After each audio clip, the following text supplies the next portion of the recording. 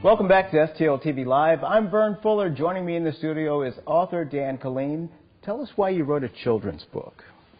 Well, I guess I was inspired by my two little muses, my two nieces, Tillie and Clementine, who are my brother's little girls, and they live here in the city, not far from us, not far from me. And they have a fun household where Daddy makes up bedtime stories and the girls listen, and he improvises these stories. So I've sat in on some of these stories and actually been conscripted to actually do some of these stories myself for the girls. And so these sort of improvised stories, or the spirit of those, is what I kind of transcribe into I'm curious, how old are these little girls? The girls? Well, now they're a 5th grader and a 2nd grader. Okay. But in the book, they're a little bit younger than that. They're maybe like a 1st grader and a preschooler. So I see. Yeah. Okay, so I mean, these are great books.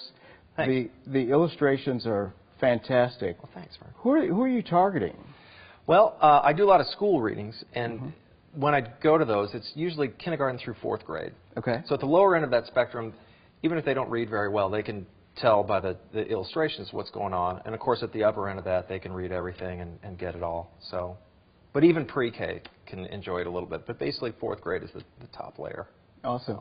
So Dan, you're kind of vicariously fathering your nieces and getting your inspiration from your brother. Is that what I'm hearing? Yeah. Okay. Yeah, very much so. I mean, they have a fun household. And plus, maybe in the background somewhere is my own childhood, where I was the 2nd youngest of 8 kids. We grew up out in Webster.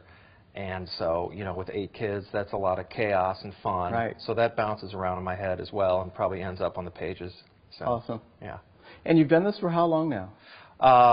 You know, I turned to do children's books exclusively about 3 years ago. And the first book came out a little over a year ago. And now the second book just came out this winter. So that's when I began doing all this, and it's been going okay so far. Great.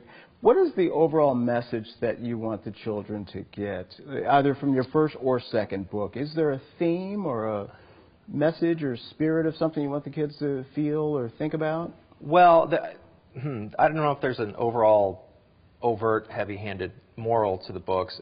But I think sort of family togetherness and humor and love and chaos that is like a young family with young kids is there.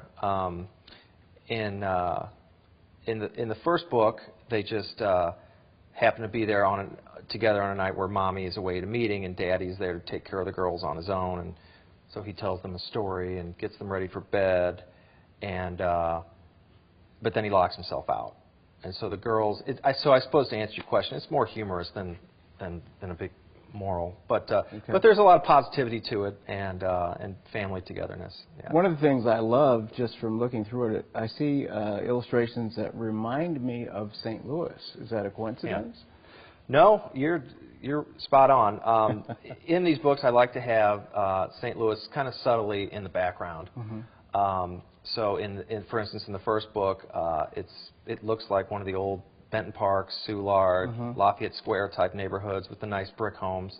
And then, of course, in the second book, they go to a zoo that looks an awful lot like our hometown zoo. Right. And that's no mistake. But, right. So a few of the illustrations, particularly at the zoo, you'll recognize, like, oh, I've had water at that drinking fountain, or I recognize that little area.